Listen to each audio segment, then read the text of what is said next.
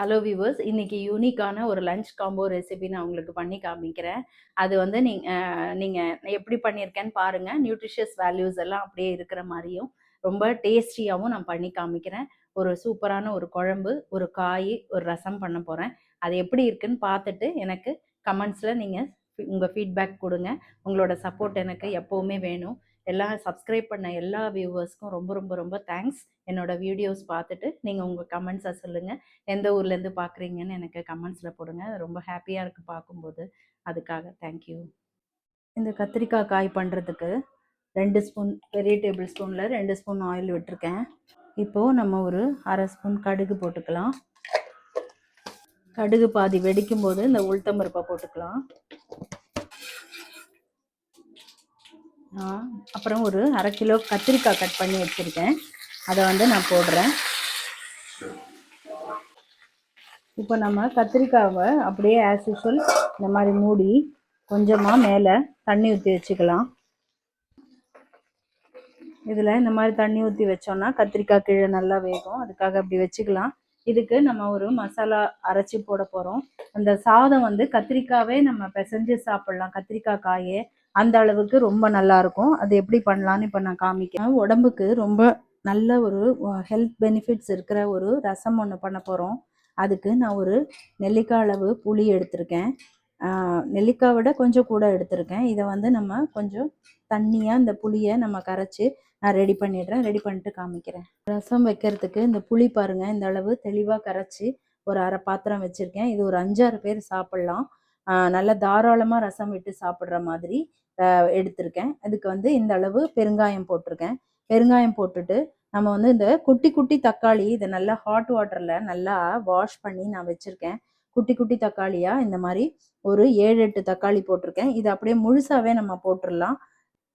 ரசத்துக்கு தேவையான அளவு மஞ்சள் பொடி போட்டுட்டு ஸ்பூன் நான் வீட்டில் அரைச்ச காரப்பொடி இது வந்து வெறும் மிளகாய் பொடி, பட்டை மிளகாய் பொடி. இது வந்து நீங்கள் போட்டுக்கோங்க.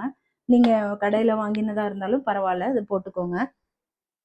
இதை இப்போ புளி வாசனை போகிற மாதிரி கொஞ்சம் கொதிக்க விட்டுக்கலாம். இப்போ அதே மிக்சி ஜாரில் ஒரு இந்த அளவு நான் தேங்காய் போட்டுக்கிறேன். கொஞ்சம் தேங்காய் நிறுத்தியிருக்கேன். ரொம்ப தேங்காய் ஜாஸ்தியாக ஆகிடக்கூடாது, அளவாக தான் இருக்கணும். இதுக்கு நம்ம ஒரு 4 பச்சை மிளகா, 4 மிளகா சரியாக இருக்கும். ஒரு கைப்பிடி அளவுக்கு கொத்தமல்லி நல்லா வாஷ் பண்ணி தண்டோடையே கூட நம்ம போட்டுக்கலாம்.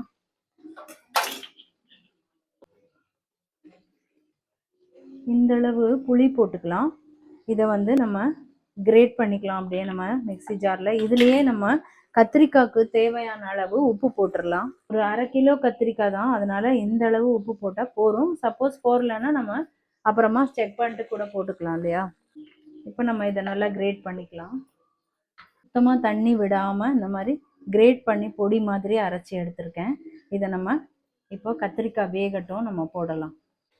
இப்போ இந்த தண்ணி நம்ம மேலே வச்சோம் இல்லையா, அது உள்ள விழுந்துடாம பார்த்து எடுத்துக்கலாம்.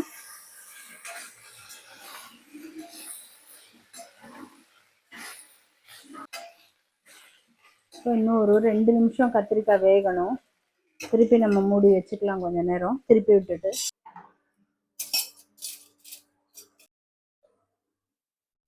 ரசத்துக்கு நம்ம வறுக்கிறதுக்கு ஒரே ஒரு ஸ்பூன் நம்ம நெய் விட்டுக்கலாம். கிட்டத்தட்ட ஒரு பெரிய டேபிள் ஸ்பூன் அளவுக்கு நான் மல்லி போட்டிருக்கேன். இது கூட நல்ல ஒரு பெரிய டேபிள் ஸ்பூனில் 1.5 ஸ்பூன் ஓமம் போட்டிருக்கேன். இதை ரெண்டையும் நம்ம ஃப்ரை பண்ணிக்கலாம். இந்த ரசம் வந்து குழந்தைங்களுக்கு, பெரியவங்களுக்கு, நம்ம வயிறு ஏதாவது ப்ராப்ளம் இருந்தாலோ இல்லை வாமிட்டிங் மாதிரி கொஞ்சம் நமக்கு சரியாக டைஜஸ்ட் ஆகாமல் இருந்தாலோ இந்த ரசம் வந்து அவ்வளோ உடம்புக்கு நல்லது. இது ஓமம் போட்டதுனால உங்களால் சாப்பிட முடியாத மாதிரி இருக்கும்னு மட்டும் நீங்கள் நினைக்காதீங்க. ரொம்ப ரொம்ப சூப்பராக இருக்கும். ஒரு தடவை செஞ்சு சாப்பிட்டு பாருங்கள். இந்த ரசம் அவ்வளோ எக்ஸலண்ட்டாக இருக்கும். ஓமம் போட்டு ஒரு மாதிரி மருந்து ரசம் மாதிரி இருக்கும்னு மட்டும் நீங்கள் நினைக்காதீங்க, நிச்சயமாக இருக்காது.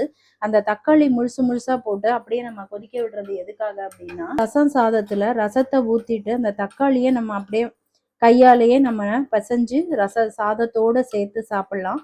அப்போது அப்படி சாப்பிடும்போது ரொம்ப நல்லாயிருக்கும் டேஸ்ட்டு.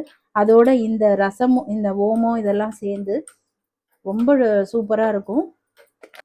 இந்த மல்லியும் ஓமமும் நல்ல ஒரு வாசனை வரும்.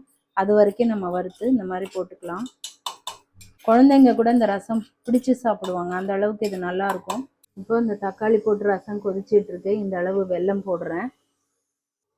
ரசத்துக்கு தேவையான அளவு உப்பு போட்டுக்கலாம். உங்ககிட்ட வரமிளகாய் பொடி நான் போட்டேன் இல்லையா, அந்த பொடி இல்லைன்னா நீங்க இந்த வறுத்த இந்த ஓமம் தனியாவோட நீங்க 2 மிளகாய் சேர்த்து வறுத்துக்கோங்க. அப்ப காஞ்ச மிளகாய் சேர்த்து வறுத்துக்கோங்க. 2 ஸ்பூன் ஜீரகம் போடுறேன். இதை இப்போ நம்ம நல்லா நைஸா அரைச்சிக்கலாம். திருப்பி நம்ம தாளிச்சு கொட்டிக்கலாம். அதுக்கு வந்து ஒரே ஒரு குட்டி ஸ்பூன்ல 1 ஸ்பூன் நெய் போட்டுக்கிறேன். கொஞ்சம் கடுகு, இந்த அளவு ஜீரகம்,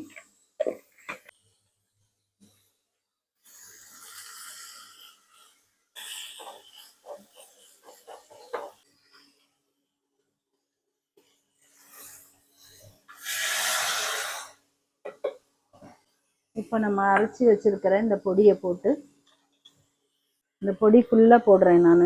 ஏன்னா இதோட ஃப்ளேவர் தான் நமக்கு நிறைய வரணும். நீத்து வச்சு நீங்கள் கொஞ்சம் எக்ஸ்ட்ராவாக வறுத்து வச்சு 2 நாளைக்கு கூட அந்த மாதிரி கூட இன்னொரு நாள் கூட பண்ணிக்கலாம். பட் நான் வந்து இன்னைக்கு ஒரு நாளைக்கு யூஸ் பண்ணுற மாதிரி தான் பண்ணுறேன்.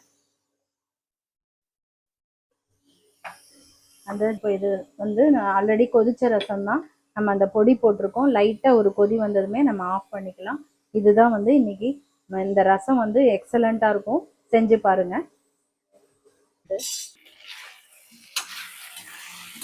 கத்திரிக்காய் நல்லா ஃப்ரை ஆயிருக்கு. இப்போ நம்ம இந்த அரைச்சி வச்ச மசாலா இருக்கு இல்லையா, இதை போட்டுக்கலாம்.